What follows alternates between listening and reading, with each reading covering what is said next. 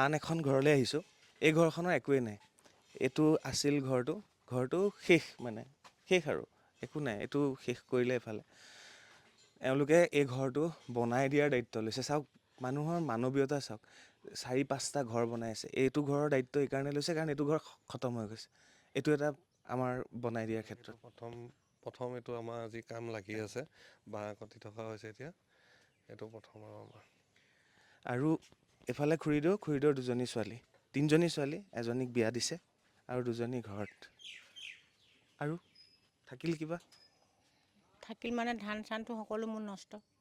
খেতি পথাৰ মই নিজে কৰোঁ, কোৰ মাৰিয়ে কৰোঁ যিমানখিনি পাৰোঁ। সেইভাগে ছোৱালীকেইজনী পঢ়ালোঁ। এতিয়াতো তাৰ উপায় নাইকিয়া হ'ল। ধান চান একো নাইকিয়া হ'ল যেতিয়া তেনেকৈ মোৰ একো উপায় নাইকিয়া হ'ল। এতিয়া কি কৰিম, মই ছোৱালী কেনেকৈ কলেজলৈ পঠিয়াম? চবৰে মই কৈছোঁ ন, পদূলিয়ে এনেকুৱা কথা, ঘৰে ঘৰে এনেকুৱা কাহিনী। এতিয়া এইফালেদি পানী সোমাইছিলে, পানী সোমাই এয়া অৱস্থা। সেয়া ভণ্টি পঢ়ি আছা? কমপ্লিট হ'ল। আৰু সেইদিনা ইয়াতে আছিলা নে?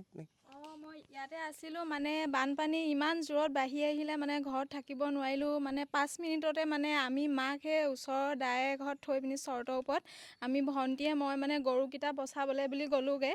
গৰুকেইটা বাৰু বাচিলে। তাৰপিছত মাকে ইয়াত চৰ্টৰ ওপৰতে থৈ পিনি আমি বাহঁতৰ ঘৰত গুচি গ'লোঁগৈ।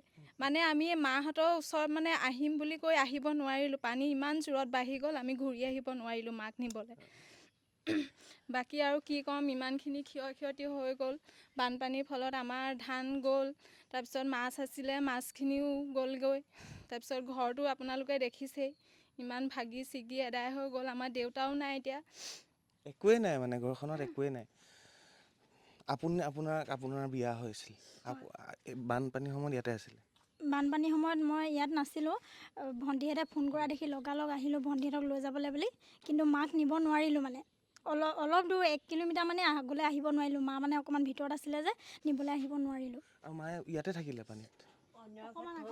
আগত থৈ গ'ল, মোক চৰ্টৰ ওপৰত তুলি থৈ গ'ল। এতিয়া আৰু এজনী ভণ্টি আছে, তাই গড়গাঁও কলেজত পঢ়ি আছে। মোৰ ফালৰ পৰা সাধ্য অনুযায়ী টকা 3000 তেওঁলোকক দিবলৈ চেষ্টা কৰিলোঁ। এনেকৈ দিওঁতে ঘূৰি আছোঁ। আৰু এই চিটুৱেশ্যনবিলাকত ভাবিছিলোঁ যে ক'ৰবাত মানে যিখিনি আমি দান বৰঙণি আনিছিলোঁ সেইখিনি দি পেলাই গুচি যাম। কিন্তু এনেকুৱা এটা পৰিৱেশ ইয়াত হৈছে ন, ইয়াৰ পৰা মানে মানুহৰ সেই দুখৰ সময়ত যদি সমভাগী নহওঁ আৰু কেতিয়া হ'ম সেই বুলি ভাবি আমি এনেধৰণে ঘূৰি ফুৰিছোঁ।